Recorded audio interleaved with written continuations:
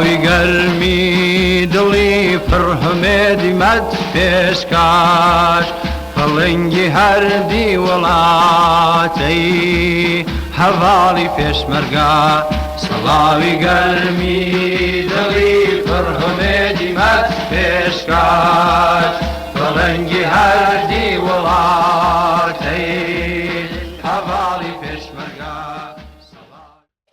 سڵاو بینەرانی عزیزی تەلەڤیزیۆنی کۆمەڵە، ئەم کاتە و هەموو کاتی ژیانتان شاد و کامەران بن. ئازیزان، هەروەک ئاگادارن خەریکین لە 31 جۆزەردان ڕۆژی پێشمەرگەی کۆمەڵە نزیکە بینەوە بۆ ڕێزگرتن لە 47مین ساڵیادی پێکاتنی هێزی پێشمەرگەی کۆمەڵە، واتە باسکی چەکداری کرێکاران و خەڵکی زەحمەتکێش. بەرنامەیەکی تایبەتتان پێشکەش دەکەم کە پێکاتوە لە خوێندنەوەی دوو بابەتی تایبەت بەلایەنە جۆراوجۆرەکانی تایبەتمەندی هێزی پێشمەرگەی کۆمەڵە. لەگەڵمان بن بۆ بینین و بیستنیان. من داری هەزار ڕیشەم و ڕەگم ڕۆچوەتە نێوەم خاکە و هەموو خوشبنێکیم کوردستانم لە خۆ گرتووە و بە هیچ زریان و ڕەشەبایەک لە بەخیم خەڵکەوەم. من کۆمەڵام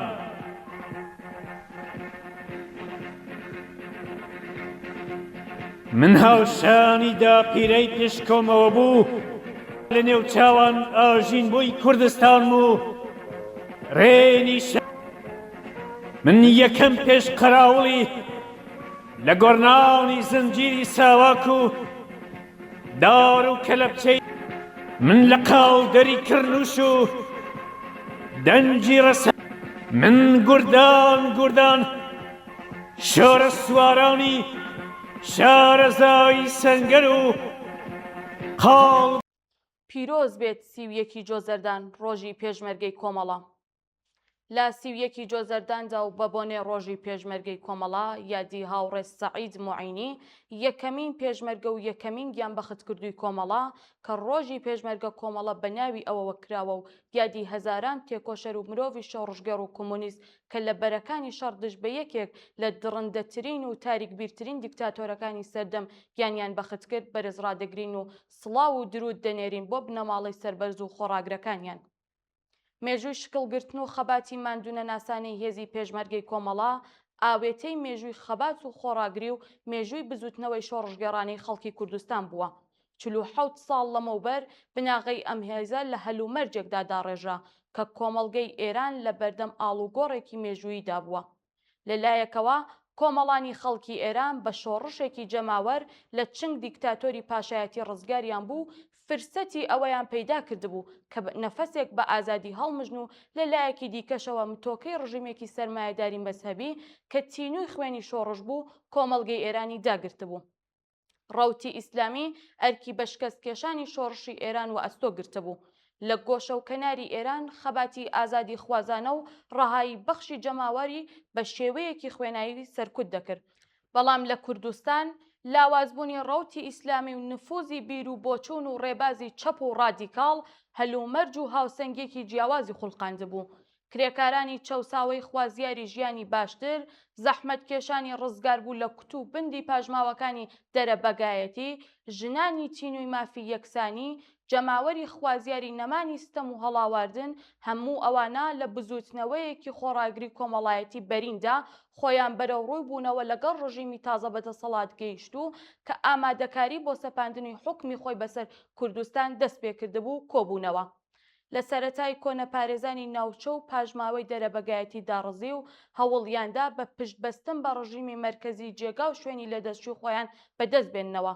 بۆ ئەو مەبەستا دار و دەستەی چەکداریان پێکهێنا بوو هەڕەشەیان لە زەحمەتکێشانی هەژاری دێهاتەکانی کوردستان دەکرد بۆ پوچەڵکردنەوەی ئەو هەوڵانە بوو کە کۆمەڵە بانگەوازی زەحمەتکێشانەی ئاواییەکانی کرد کە لە یەکێتی جوتیاراندا کۆببنەوە و ڕێکخرا و چەکدار داکۆکی لە مافی خۆیان بکەن. هاوکات و لەگەڵ هەڕەشەی ڕاستەوخۆ و نزیکبوونەوەی پەلاماری کۆماری ئیسلامی بۆ سەر کوردستان، دوو بنکەی فێرگەی کۆمەڵە لە باشوور و باکوور بۆ پەروەردەکردن و ئامادەکردنی کادرەکانی هێزی پێشمەرگە کەوتنە ڕێو چوارچێوەی هێزی پێشمەرگەی کۆمەڵە لەو تێکۆشەرانە پێکات کە دەورەی نظامی و فێرگەیان تێپەڕ کردبوو.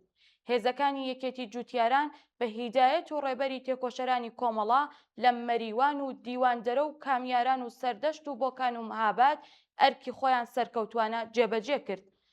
زەویەکانیان بەسەر جوتیارانی هەژاردا دابەش کرد و بوو نەمایەی هەڵوەشانەوەی دار و دەستە چەکدارەکانی ئاغا و دەرەبەگەکان.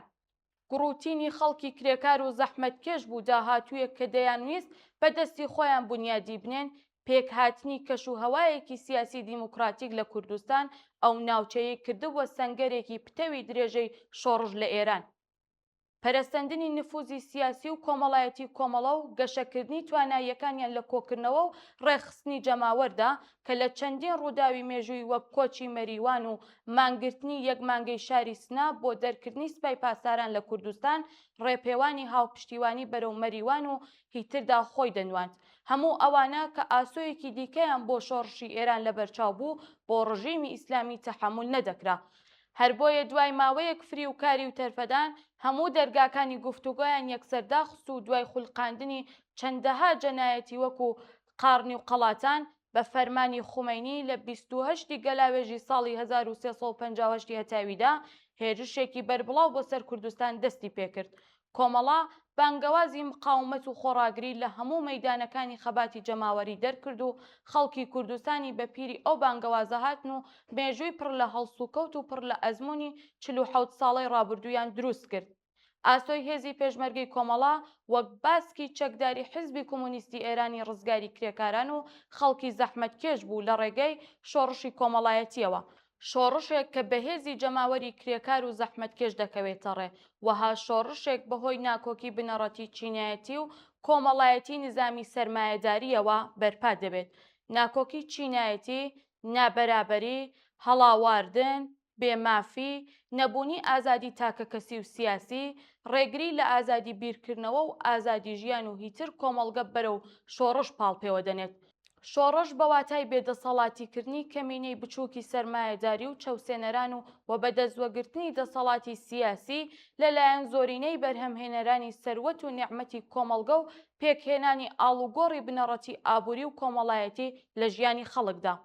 ڕاستیەکە ئەوەیە کە خەباتی چەکداری لەگەڵ پەلاماری هێزەکانی ڕژیمی ئیسلامی بەسەر خەڵکی کوردستاندا سەپا. خەڵکی کوردستان خوازیاری ئازادی بوون و بەخاتری سووربوونیان لەسەر دیفاع لەم دەستکەوتە دیموکراتیانەی کە لە جەریانی ڕوخانی ڕژیمی شادا بەدەستیان هێنابوو هیچ ڕێگایەک بێجگە لە دەستبردن بۆ چەک بۆیان نەمایەوە. دیفاع لەم ئازادیە بەبێ گیانفیدای میسر نەدەبوو. ئەوان لە بەرامبەر هێرشە دژی شۆڕشی جەنایەتکاری ئیسلامیدا خۆڕاگریان نواند و داکۆکیان لە حورمەتی ئینسانی خۆیان کرد. کاتێک پاشەکشەکان بە هێزەکانی ڕژیم کرد و کوردستانیان بۆ جارێکی تر لەژێر چنگی ڕژیمی سەرکوتکورد هێنا دەرێ لە زۆر شوێنی کوردستان نمونەگەلێکی بەبایەخیان لە ژیانی مەدەنی و دیموکراتی تەجروبە کرد. لە ئێستاشدا بە لە بەرچاوگرتنی وەها ئاسۆیەکەوە لە جەرگەی شۆڕشێکی جەماوەریدایە کە خەباتی چەکداری هێزی پێشمەرگەی کۆمەڵا بە پشتبەستن بە کادر و سونەت و زەرفیەتانەی کە لە ناو خودی جەماوەری پەروەردە کردووە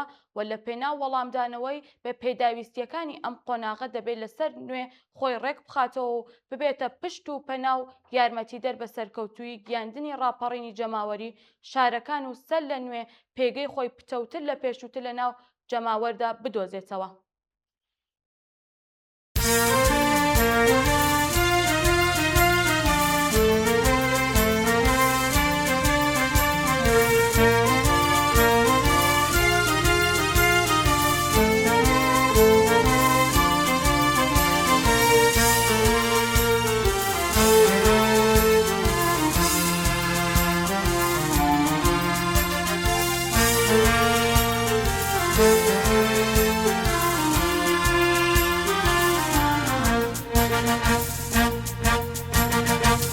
منم alay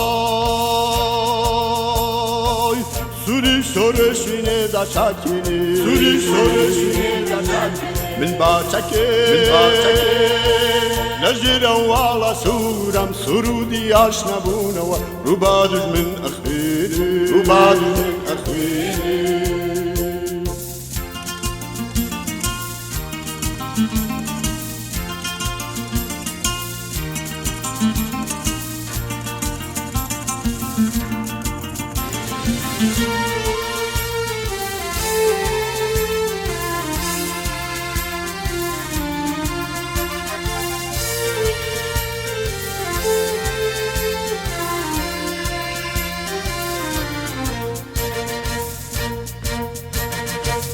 برزەلووت کە یامانجی خۆم و بیررومە باستم لە خەبات وازایەینم تا نەبینم سەرباستم بەرزەلووت کە یامانجی خۆم و بیررومە باستم لە خەبات وازایەینم تا نەبینم سەرباستم منم ئەڵای سووری شۆرەشوینێدا چاکێنێ من باچەکێ لە ژێرە واڵە سوورم سرودی ئاشنەبوونەوە ڕووبا دوژمن ئەخوێنێ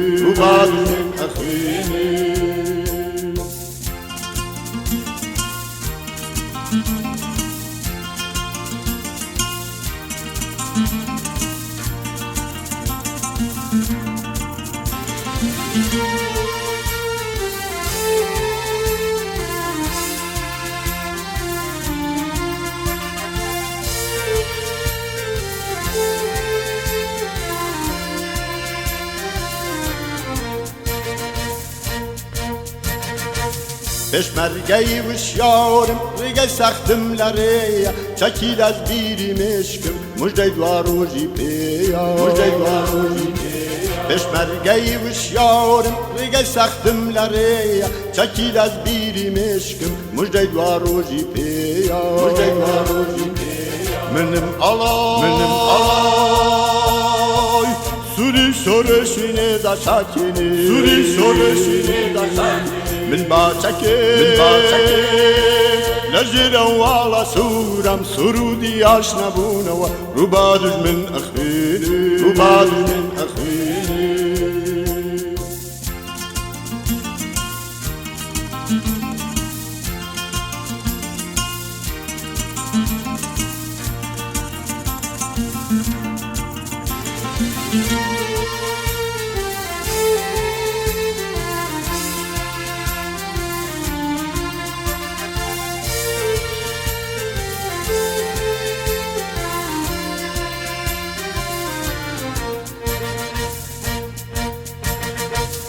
دەساوچینەکانم وەرن ببین بە یەک لەش بیگەشێنینەوە ژیان دوای بینی ڕۆژی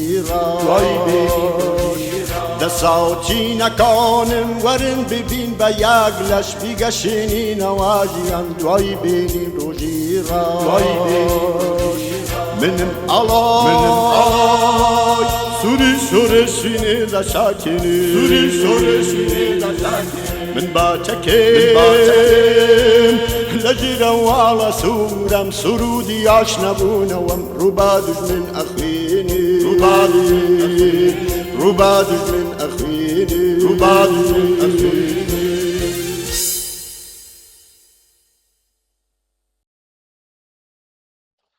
جەماوەری تێکۆشەر و ستەم لێکراوی کوردستان ئێوە خەڵکی ئازادی خواست کە لە دیکتاتۆری بێسنووری کۆماری ئیسلامی وەگیان هاتوون ئێوە خەڵکی ستەم لێکراو کە لە دەسەڵاتی جەلادان و ئەشکەنجەگەران لە هەژاری و بێبەشی و بێکاری لە سەرکوت و زیندان و شەڕ و دەخاڵەتی پۆلیسی لە ژیانی تاکە کەسیتان بێزار بوون ئێوە کە لە سەرکوت و کۆیلەتی ژن بە شەرمەزاری کۆمەڵگە دەزان و خوازیاری لە ناوبردنی هەمە جۆر بێمافەی هەڵاواردن و سوکایەتی بە ژنانن ئێوە خەڵکی زەحمەتکێش کە بە مافە سەرەتاییەکانی خۆتان ئاشنان و خوازیاری وەجی هاتنن ئێوە خەڵکی ئازادی خواست کە خوازیاری ڕوخاندنی کۆماری ئیسلامی لە نێوچوونی نظام و مناسباتی چەوسێنەرانی سەرمایەداری و لە ناوچوونی هەژار و بێبەشی و جەهل و کۆنەپەرستن ئێوە کە خوازیاری ئازادی و بەرابەری و ڕفا و ئاسایشن هێزی ناڕەزایەتی و خەباتی ڕۆژانەی خۆتان لە ڕێزی یەکگرتووی ڕێکخراوەییدا بە توانە و هێزێکی هەرچی زیاترەوە بێنە مەیدان بە هەموو تواناوە بۆ دامەزراندنی دەسەڵاتی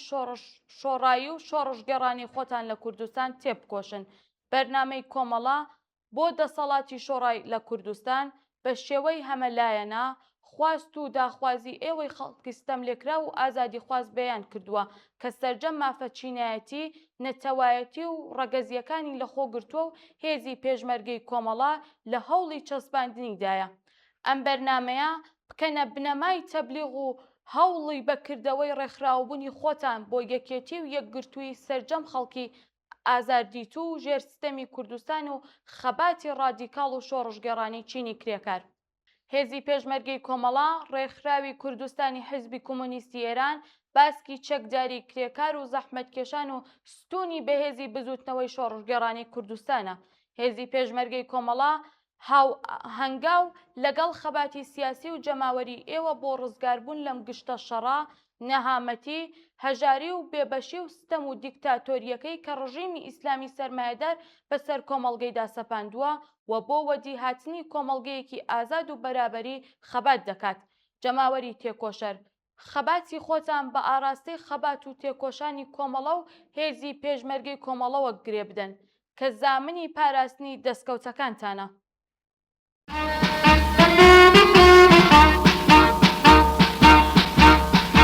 سڵاوی گەرمی دڵی فرحمێدی مەد پێشکاش فڵنگی هەردی وڵاتەی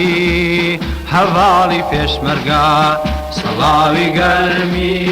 دڵی فرحمێدی مەد پێشکاش فڵنگی